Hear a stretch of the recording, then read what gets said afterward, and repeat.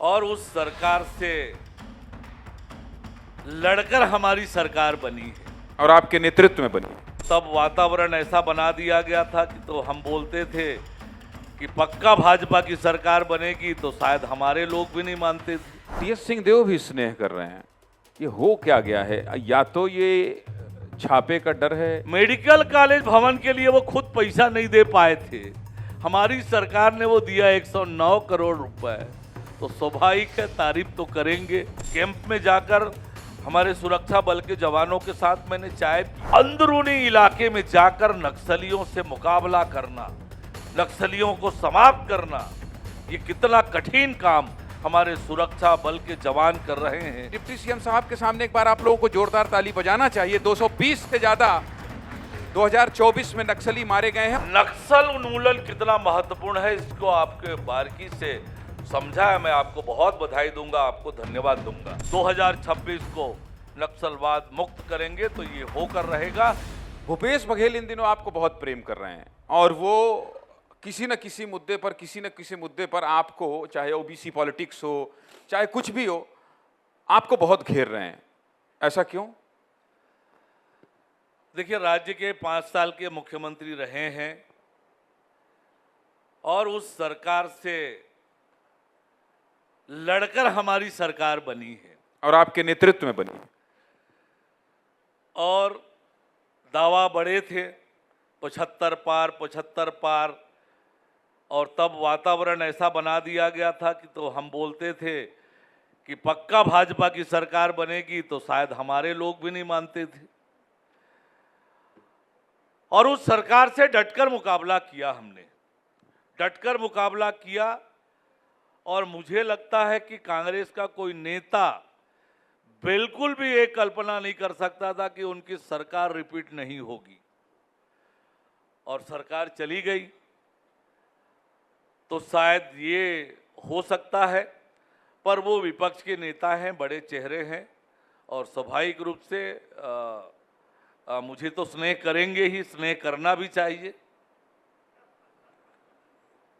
तो कुल मिलाकर आप कह रहे हैं कि इस तरह का स्नेह मिलते रहना चाहिए। लेकिन आपकी पार्टी को मैं देख रहा हूं, टीएस सिंहदेव भी स्नेह कर रहे हैं, ये हो क्या गया है? या तो ये छापे का डर है, या तो फिर आप लोगों का मैनेजमेंट है, या तो फिर अंदर ही अंदर कुछ खिचड़ी पक रही है। क्योंकि नक्सलवाद पर आपकी सरकार जो काम कर रही है उसको लेकर आपके नेता बाद में एक्स पर पोस्ट करते हैं, टीएस सिंहदेव पहले तारीफ कर देते हैं, भूपेश बघेल कह देते हैं कि नहीं बहुत शानदार काम कर रही है बीजेपी की सरकार इसमें। मतलब उनका भाव यही था नक्सलवाद पर। ये कैसे कर पा रहे हैं आप लोग? विपक्ष से तारीफ ले रहे हैं। देखिए, जो राजनीति में, लोकतंत्र में जनता सबसे ताकतवर होती है, जनता जनार्दन होती है। और आज राज्य की जनता पूरी तरह से भारतीय जनता पार्टी के साथ खड़ी है। पूरी तरह से मोदी की एक एक गारंटी पूरी हो रही है। और जनता के साथ नहीं चलेंगे राजनेता, तो जनता तो उनका साथ छोड़ देगी। जनता के हित में काम हो रहा है। अब स्वास्थ्य मंत्री रहते हुए अपने विधानसभा अंबिकापुर में मेडिकल कॉलेज भवन के लिए वो खुद पैसा नहीं दे पाए थे, हमारी सरकार ने वो दिया 109 करोड़ रुपए, तो स्वाभाविक है तारीफ तो करेंगे, उसकी आलोचना तो वो कर नहीं पाएंगे। नक्सलवाद के मामले में जिस प्रकार से हमारी सरकार मजबूती से काम कर रही है, मैं तो बीजापुर भी जाकर आया हूं। आपने अभी जिक्र किया काम के निरीक्षण को लेकर, मैं बीजापुर गया था, जो एक बहुत कठिन जगह पर पुल का निर्माण हो रहा है, बड़ा महत्वपूर्ण पुल है। उस पुल पर जाकर मैंने देखा, वहीं बगल में सुरक्षा बल के कैंप भी था। कैंप में जाकर हमारे सुरक्षा बल के जवानों के साथ मैंने चाय पी। उस पुल पर भी जाकर मैंने काम का निरीक्षण करके देखा है। और जिस प्रकार से आज काम हो रहा है नक्सलवाद के खिलाफ, एक तरफ हमारे सुरक्षा बल के जवान, आप कल्पना करेंगे कि अबूझमाड़ के अंदरूनी इलाके में जाकर नक्सलियों से मुकाबला करना, नक्सलियों को समाप्त करना, ये कितना कठिन काम हमारे सुरक्षा बल के जवान कर रहे हैं। और केवल यही नहीं कर रहे हैं, दूसरी ओर नियत नीला नार जैसा योजना लाकर वहां सरकार की एक एक योजनाओं का लाभ पहुंचाने का काम कर रहे हैं। बिजली, पानी, सड़क, स्कूल, अस्पताल, उनके आयुष्मान कार्ड, उनके आधार कार्ड, ये भी बनाने का काम हम कर रहे हैं। मैं आपको तीसरी ओर मैं बस 10 सेकंड के लिए रोकना चाहता हूं। अभी आपके आने से पहले मैंने एक बार ताली बजवाई थी नक्सलवाद पर, और मैंने कहा था कि नक्सलवाद केवल मतलब बस्तर के लिए घातक नहीं है, वो छत्तीसगढ़ की पर्सनालिटी के लिए घातक है, वो छत्तीसगढ़ के विकास के लिए घातक है। और लोगों में ये परसेप्शन है डिप्टी सीएम साहब, और इसीलिए मैं ये बार बार कह रहा हूं, हर मंच से कहता हूं, मेरे 8 बजे सीधे मुद्दे की बात शो करता हूं, उसमें मैं हमेशा कहता हूं और खुलकर तारीफ करता हूं। और कोई आरोप मुझ पर लगे तो मुझे फर्क नहीं पड़ता, क्योंकि मैंने दिल्ली में पत्रकारिता की है।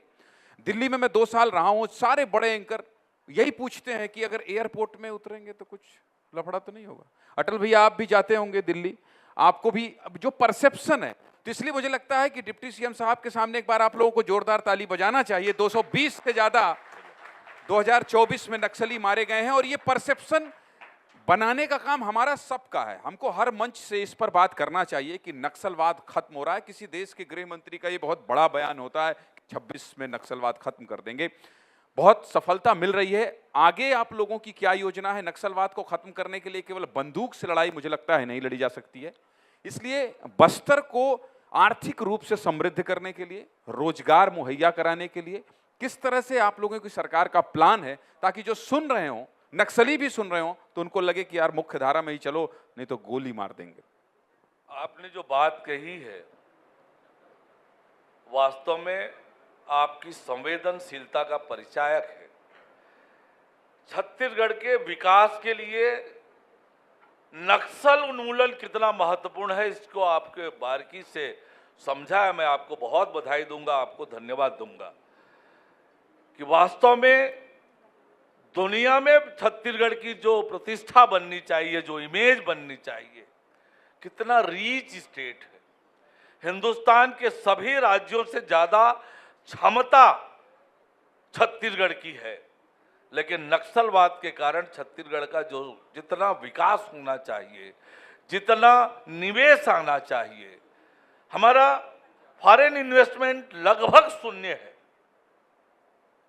अब हमारी सरकार ने उस एंगल पर भी काम चालू किया है कि फॉरेस्ट इन्वेस्टमेंट छत्तीसगढ़ के अंदर आए।